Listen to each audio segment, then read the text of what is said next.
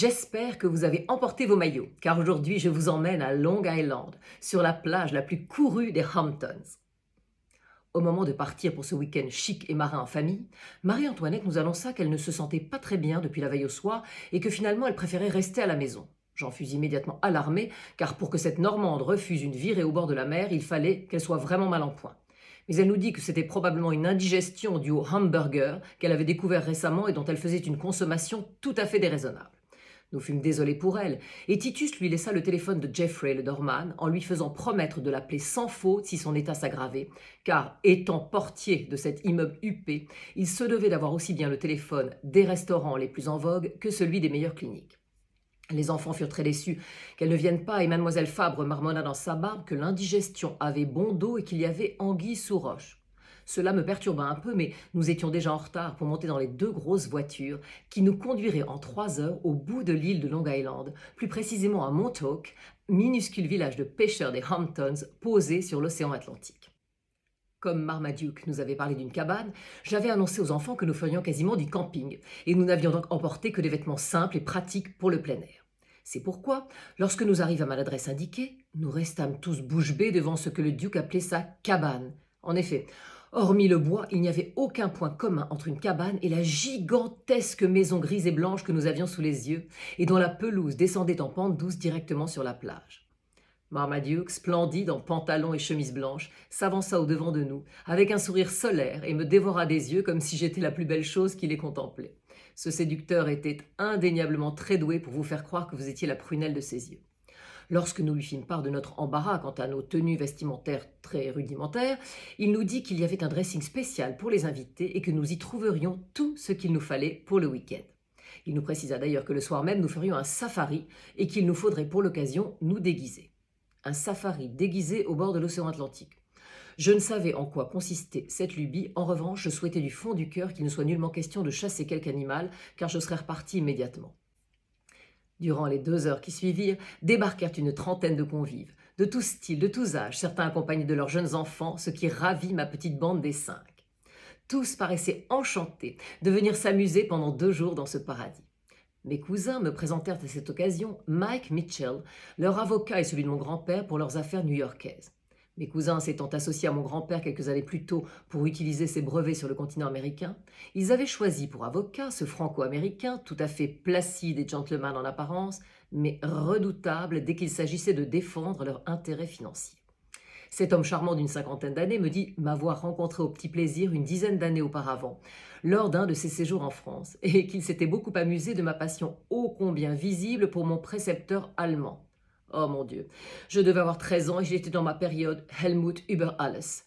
À ce souvenir, j'étais à la fois gênée et émue, et je me tournai vers maman qui, elle, regardait maître Mitchell en riant.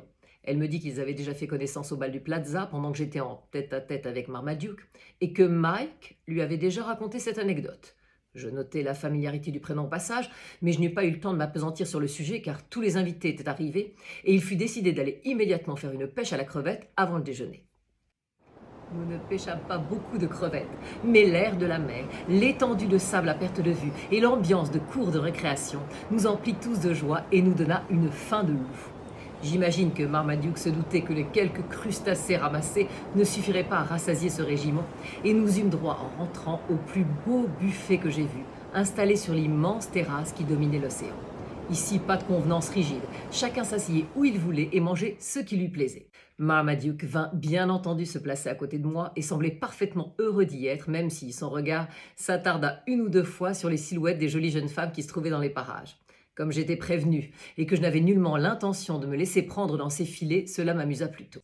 Je cherchai maman des yeux, pensant qu'elle était peut-être allée faire un tour à la table des enfants, mais soudain, je la vis debout, près d'un massif d'hortensias, en tête-à-tête avec maître Mitchell, et je n'étais pas certaine, en entendant ma mère rire à gorge déployée, que ce dernier lui parlait uniquement du bilan financier de la société de mon grand-père.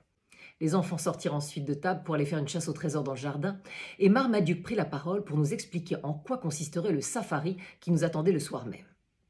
Ce personnage, très original à bien des égards, était un fou de l'Afrique, et plus particulièrement de sa faune. Son père, grand chasseur devant l'Éternel, emmenait souvent son fils au Kenya ou en Tanzanie lorsqu'il était enfant pour des chasses au lion, à l'éléphant ou à l'antilope, trouvant que cela serait formateur pour lui et étant persuadé que tuer un éléphanteau à 3 mètres faisait de vous un héros. Il rapportait d'ailleurs de chaque expédition des trophées allant de la dépouille de léopard aux défenses d'éléphants en passant par les têtes de zèbres empaillées ou les dents de tigre. Marmaduke Jr. eut face à cette pratique une réaction inverse à celle qu'aurait espéré son père. En effet, si lui aussi tomba amoureux de l'Afrique et de ses paysages, il conçut en revanche un dégoût absolu pour la chasse et une passion pour ces animaux exceptionnels qu'il voulait par-dessus tout voir courir en liberté et non orner les murs de leur maison. Marmaduke Senior avait succombé à une crise cardiaque 2 ans plus tôt, laissant une veuve et un fils extrêmement soulagés de ne plus avoir à subir ce tyran. Comme de surcroît, il avait eu le bon goût de leur léguer une fortune colossale, Marmaduke Jr. décida d'employer une partie de cet argent pour créer des parcs animaliers en Afrique afin de protéger certaines espèces. Le safari qu'il proposait ce soir-là à ses invités consistait donc à chercher à travers les pièces de l'immense maison divers trophées de chasse rapportés par son père. Il y avait 10 trophées à récupérer et celui qui en trouverait le plus grand nombre serait invité en Afrique pour un voyage exceptionnel avec The Duke, qui tenait à rapporter et à enterrer les dépouilles de ces pauvres bêtes dans la savane qu'elle n'aurait jamais dû quitter. Je dois dire que ce côté sentimental que je n'avais pas perçu au premier abord me toucha. L'offre était alléchante pour la plupart des invités qui adoraient les voyages, mais en ce qui me concernait, je n'avais aucune envie de me retrouver en pleine brousse avec d'un côté un lion féroce et de l'autre le dangereux séducteur qu'était notre hôte. Après le dîner, les enfants montèrent se coucher et Duke, comme je l'appelais maintenant, nous donna la règle du jeu. Nous ne devions chercher les trophées qu'au second étage de la maison, le premier étant réservé aux chambres. Il y avait 10 pièces contenant chacune un des trophées. Pour pimenter la chose, les lumières de la maison seraient toutes tamisées à l'extrême. Les participants devaient revêtir des tenues de camouflage et nous devrions nous déplacer en silence comme si nous étions réellement à l'affût de bêtes sauvages en pleine savane. L'intérêt du jeu était de se faufiler camouflé dans une pièce et d'essayer de trouver le trophée sans se faire repérer et toucher par les autres concurrents. Pour cela, personne ne devait voir au préalable la tenue de camouflage des autres participants. Nous devions donc passer chacun notre tour dans le dressing, choisir notre tenue et ressortir par une seconde porte qui donnait directement sur l'escalier menant au 2e étage. Les lumières seraient éteintes à ce moment-là. De mon côté, il était hors de question que je participe activement à ce safari en chambre, car je ne voulais absolument pas gagner ce fameux voyage en Afrique.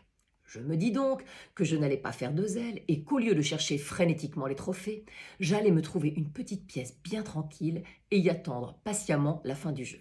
C'est pourquoi j'étais tout à fait sereine en enfilant un juste au corps panthère du meilleur effet, je dois dire.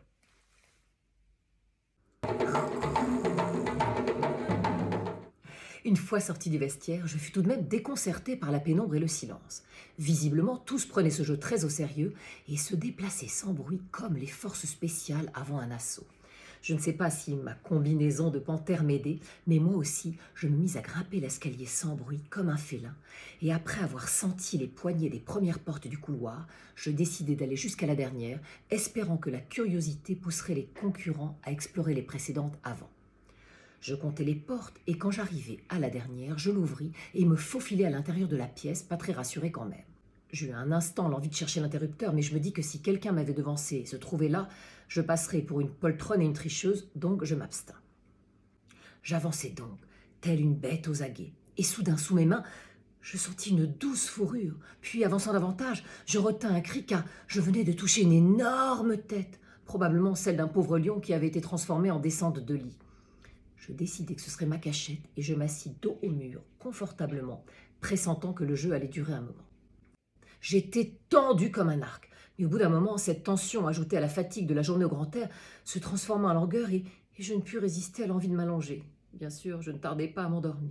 Oh, j'étais bien, très bien même, et je me mis à rêver que j'étais dans un nuage de douceur qui m'emportait et me caressait. Puis le nuage se transformait en un lion, tout aussi doux et délicat, qui se mit à m'embrasser doucement, puis de plus en plus sensuellement. Ah, ce lion me faisait un effet bœuf. J'avais rarement ressenti un tel trouble dans un rêve. Moi, panthère, je voulais m'unir au lion charnellement, et il semblait tout à fait d'accord. Ses baisers étaient divins. Je trouvais juste étrange qu'il sente le whisky. Un lion qui sentait le whisky, quelque chose clochait, et je me réveillai en sursaut pour sentir que j'étais dans des bras vigoureux et que sous la dépouille du lion, il y avait un homme bien vivant, lui, et dont les caresses me faisaient perdre la tête. Il me fit taire avec un baiser. Je sus à la seconde que c'était The Duke. Je n'avais aucune idée de la manière dont il avait deviné que je serais là, mais je pense qu'il m'avait discrètement suivi lorsque j'étais sortie du vestiaire. Il me fit comprendre que nous ne devions pas faire un bruit au cas où d'autres personnes seraient dans la pièce. Et très lentement, sans une parole, il entreprit de retirer ma tenue de panthère. Et moi, mon Dieu, que j'ai honte. Je me laissais faire au comble du délice, retenant du mieux que je pouvais de petits gémissements de plaisir. C'est ainsi que dans le noir et le silence le plus total, nos deux corps firent exactement ce que font les fauves qui s'accouplent dans la savane. Et ce fut une extase absolue. Après ce moment insensé hors du temps, nous commençâmes à entendre les premiers cris de joie des invités qui avaient trouvé certains des trophées. Très vite, l'agitation fut à son comble et les concurrents demandèrent qu'on rallume les lumières pour voir qui avait gagné. Duke m'embrassa voluptueusement une dernière fois et sortit de la pièce toujours plongé dans la pénombre. Il me fallut un moment pour retrouver mes esprits et me rhabiller. Tout le monde se retrouva dans le grand salon, et c'était un jeune banquier new-yorkais, aux dents aussi longues que celles du tigre empaillé qu'il avait trouvé, qui gagna la chasse avec 7 trophées sur 10. Lorsque quelque temps plus tard, Duke vint frapper à ma porte, j'avais retrouvé mes esprits et nous pûmes discuter tranquillement. Je lui dis que j'avais été emportée par mes sens, mais que je n'étais pas prête à avoir une liaison avec lui, aussi attirant soit-il.